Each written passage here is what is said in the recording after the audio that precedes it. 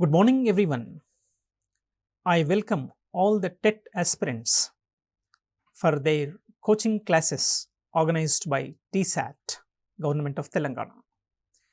In today's session, Paper 1 syllabus is concerned. We are going to discuss one of the basic important components of English grammar, that is parts of speech.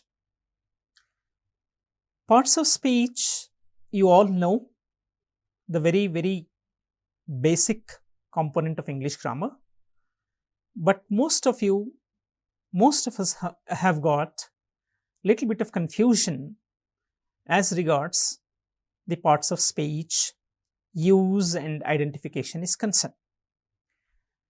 That is the reason why we have organized this particular coaching session for you to overcome your difficulty and confusion.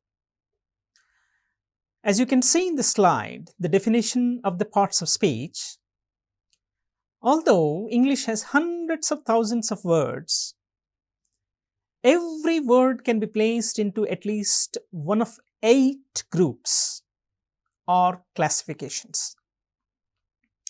The system of classifying words based on their function in a given sentence is known as parts of speech. Simply, the words which are classified according to their given function in a sentence called as parts of speech. And these parts of speech are 8 in number. They are, most of you know, nouns, pronouns, verbs, adjectives, adverbs, prepositions, conjunctions, and interjections. Now, we are going to discuss about this 8 parts of speech in detail little bit. The first parts of speech comes to our mind is nouns, right? It is a naming word. The simple definition of noun is a naming word. If you would like to have an elaborative definition to this, words that name people, places, and things are called nouns. If you come across any word in the sentence related to people, related to places and things, they are supposed to be identified as nouns. Now we can see, as we have discussed, words that name people, places, and things are called nouns. The following table lists a variety of nouns. As I told you, things will have several things again, like animals, objects, substances, actions, and measures, like this, and qualities also. Now you see, I have given you 3 examples to each and every category. There are humpty number of examples, and it is not possible for us to give all the examples in this brief session. So I gave you some of the instances or the examples by which you can follow them. See, people, cashier, carol, boys. Places, province or state, New Brunswick or Hyderabad, New Delhi, India, etc., Telangana, lake, ocean, sea, something like this. So these are the instances for people and places. Now we look at things. The first comes here, animals, cat, dog, lion, all these things, etc., etc. Dalmatian, one of the breeds of dogs. Bug is also one of the examples for these animals. There are humpty number of examples, right? The animals which are existing on this earth come under this category called nouns itself. Now you see, objects, fork, television, car, pen, book, camera, computer, etc., etc., etc. Now see substances, iron, air, gold, etc. Actions, a race, the dance, etc., etc. Then we have measures, kilogram, centimeter, day. Qualities, happiness, honesty, beauty, sad, etc., etc. Now you see, we will get into the details of this topic nouns. Nouns can be found anywhere in a sentence. In a sentence, you will have one noun, two nouns, three nouns. Most sentences contain several nouns. Only the thing is that you need to identify whether it is a name of a person or name of a place or any thing, a name of a thing kind of thing, right. So, according to this classification itself, it would be easy for you to identify the category of that particular word in a sentence or a paragraph. I will give you one little bit clue to identify the noun here. One way to find noun is to look for the little words that what we call as articles. A, an, the, something like that, right. The naming word, the noun which comes after a, an and the, probably a noun. This is one thing that you can remember. Okay, nouns followed by articles, a, and the or the articles. This is one clue I can give you. But at times you might not have these words, right? But you can usually insert them without changing the meaning of the sentence, right? Now you see, Paul and his children visited the continent of Africa and saw some lions. This is a sentence. And this sentence we have several nouns. Paul, children, continent, Africa, lions.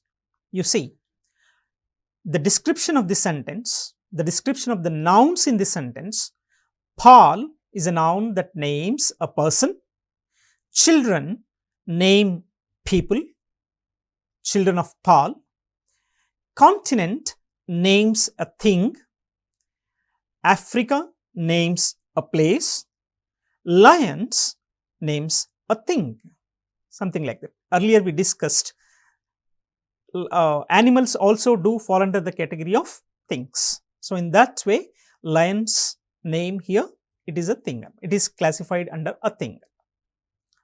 Now, you see other sentences which have several nouns. Paul and his sister went to the zoo to see the elephants. Now, you see the bold words are considered to be as nouns because they signify a name of a person, name of people, or name of a place, or name of a thing.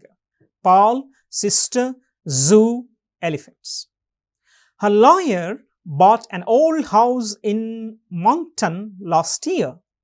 Lawyer, house, Moncton, year. These are the words nouns. Finish your work before the big game starts on TV.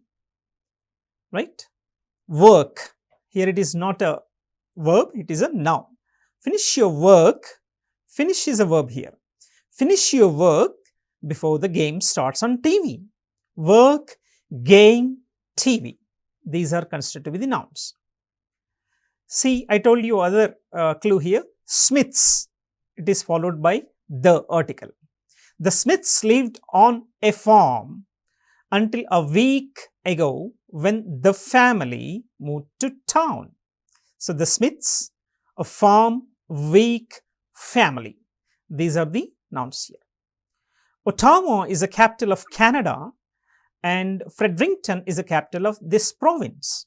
So, Ottawa, capital, Canada, Fredericton, these are the province, these are the words. Sometimes people eat more food than their bodies need. In this, people, food, bodies. These are the nouns. French is the first language of some citizens of Ontario. French language, citizens, Ontario. So these are some of the nouns here. We'll just dig deeper as regards this nouns concern. Classification of nouns or types of nouns, right? Common nouns and proper nouns. We see one by one. First we see the common noun. Common nouns, generally it is a common noun is a word which names a person, place or thing. In general, it is called a common noun. Now you see the examples over here: waiter, teacher, dog, province, state, girl, house, car and city. So these are the common nouns. When a word names a particular or the only member of a class or group, it is called as proper noun, right? When a word names a particular or the only member of a class or group, it is called a proper noun, right?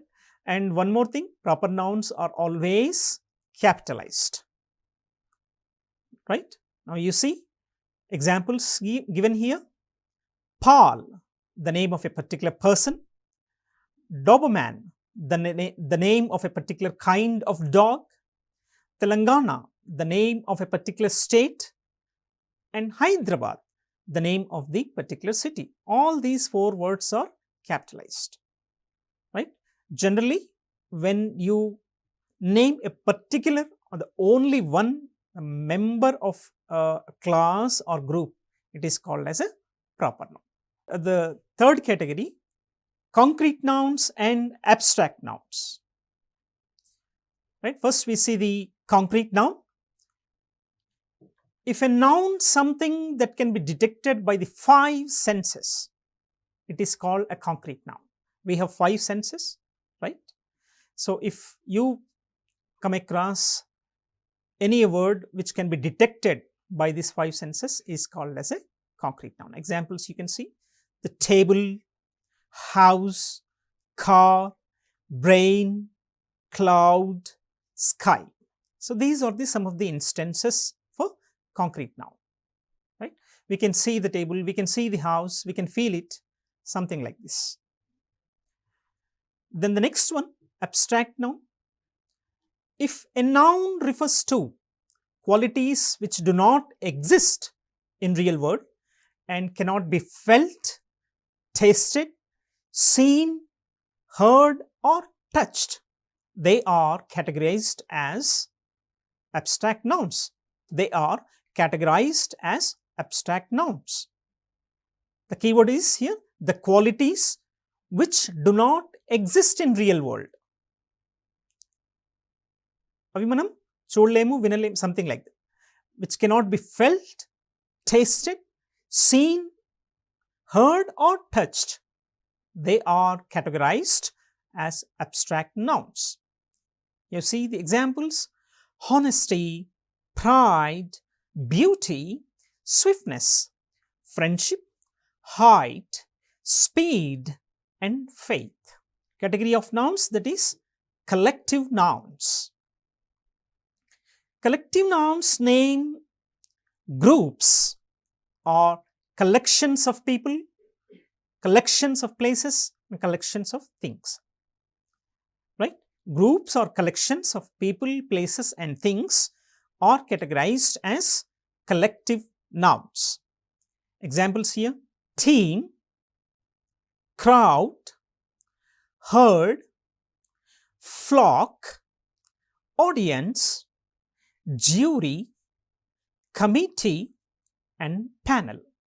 If you come across words as such, they have to be labeled under the category of nouns as collective nouns. And one more important point as regards this collective nouns is concerned: these collective nouns have both singular and plural forms. Like, one committee is singular, 6 committees is plural. You can see one sentence here: 6 trials are scheduled, so the judge called 6 juries. 6 trials are scheduled, so the judge called 6 juries. Right? And singular collective nouns can have a singular meaning. The group is acting as a single unit, like team, it is a single unit, or a plural meaning the group is acting as individuals. Right? Now you can see with the examples given here. The jury is announcing its decision. The jury are stating their opinion. In this, the jury is announcing its decision. In this first sentence, the jury is acting as a single unit. Everyone agreed on one decision. In the second sentence, each juror, each person in the jury called juror, is acting as an individual, and there are many different opinions, deliberations, etc. So it's how the jury is announcing its decision. In this, jury is categorized under singular category. In the second sentence, the jury are categorized under plural category.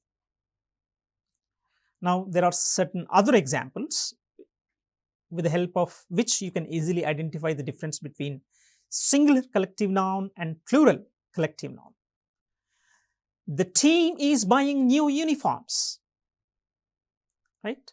So, only team. The team are buying new uniforms. Every individual is buying a new uniform. Right? Uniforms are bought and given to the team in the first sentence. In the second set of examples, the first sentence describes the situation where the team has held several fundraisers, and the team as a unit will order and pay for the clothes.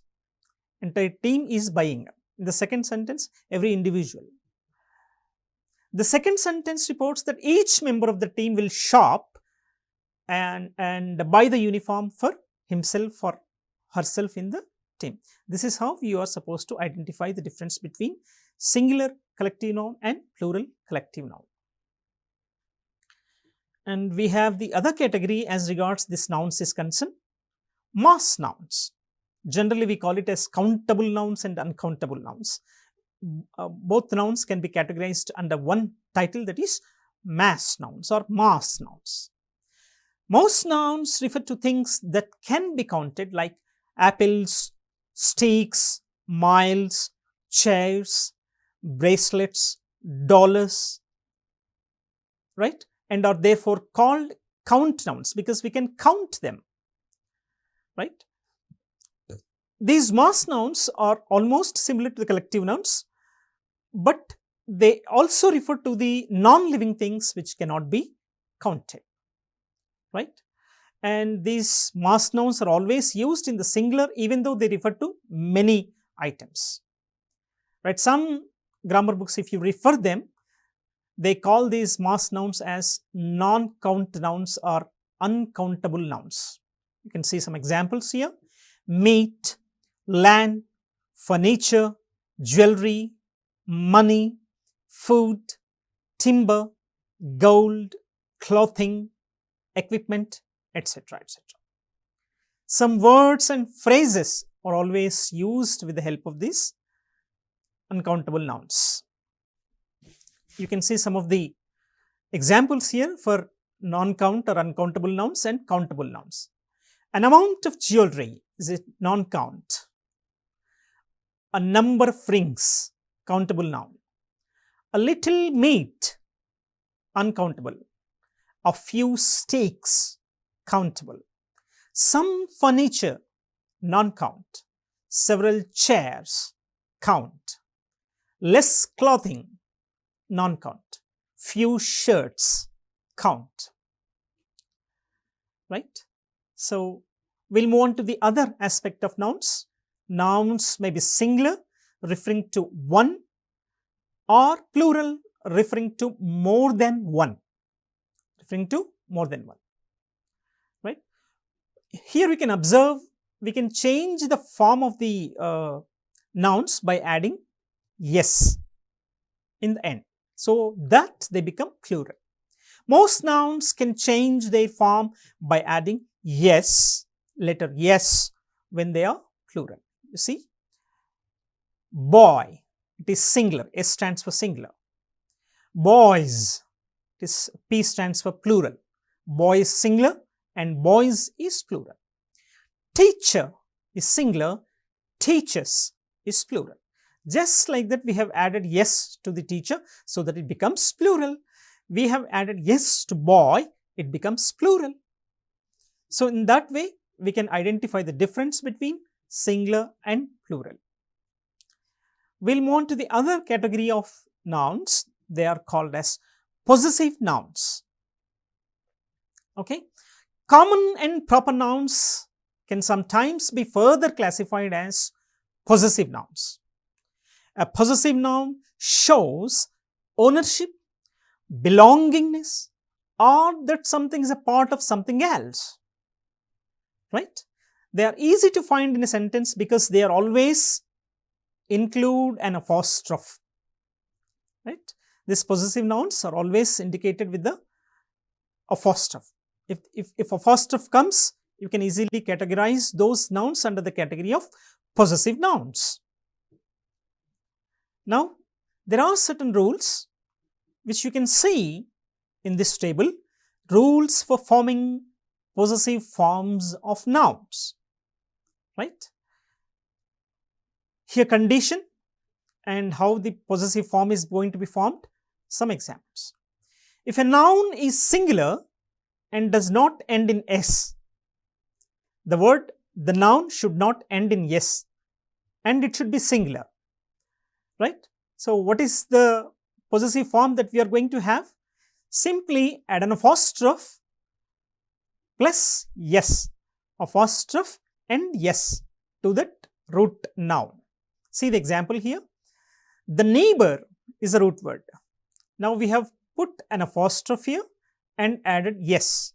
So it is going to be changed as the neighbor's car, right? It shows, it indicates that that car belongs to the neighbor, the neighbor's car. Now the child's toys. Child is a root word, root noun, and it is not ending with yes. So what is that possessive form that we are going to do? We should add apostrophe and yes. So the child plus apostrophe plus yes, the child's toys. Gloria's career, New Brunswick's art, something like that. Now second condition to form these possessives, if a noun is singular and ends in yes, right, be guided by the way you say the word, right? See, if a new syllable is formed in the pronunciation of the possessive and add apostrophe plus yes. So we'll try to identify in this. Doris store, Doris store. So this is pronunciation. My boss approval, my boss approval. Dennis's car, witness's description, something like this, right? If adding an extra yes would make the word seem awkward or hard to pronounce, add only an apostrophe, right? Ending with yes, and if you are going to add apostrophe plus yes, if the pronunciation is going to be little bit odd, then we have to add only one apostrophe. John Hastings store. It is not John Hastings's store. Simply John Hastings store. Here in the earlier case, it is the pronunciation is not going to change. Doris stores. My boss approval. Dennis's car. Witness's description. But here John Hastings's. So it is little awkward. So we are going to add only one apostrophe. John Hastings store. Jesus parables, Philip's farm, Mary Parsons' garden, something like this. This is one condition that you should remember. The third condition is, if a noun is plural and already has an s at the end.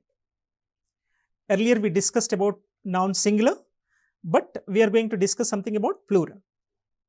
If the noun is plural, how would we go about? If a noun is plural and already has s in the end, so add only an apostrophe like the earlier case.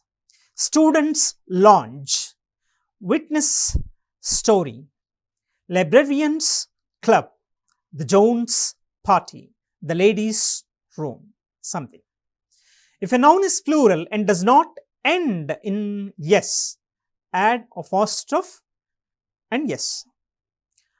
Oxen's hooves, men's chair, plural, men is plural, then possessive, we have to add apostrophe and yes. Men's choir, women's wear, children's toys.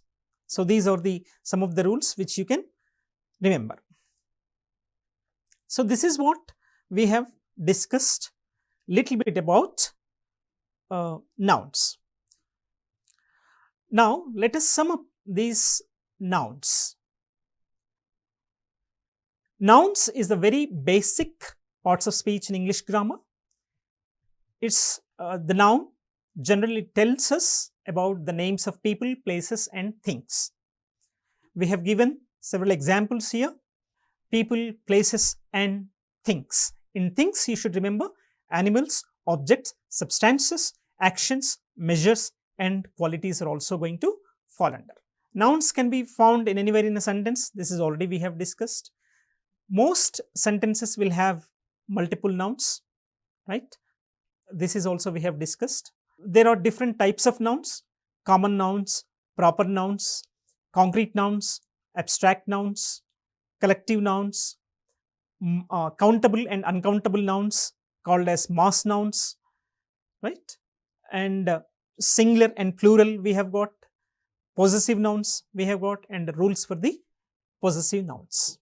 I hope we have detailedly discussed about the noun and its information. In the coming session, we are going to discuss some other parts of speech remaining. Thank you very much.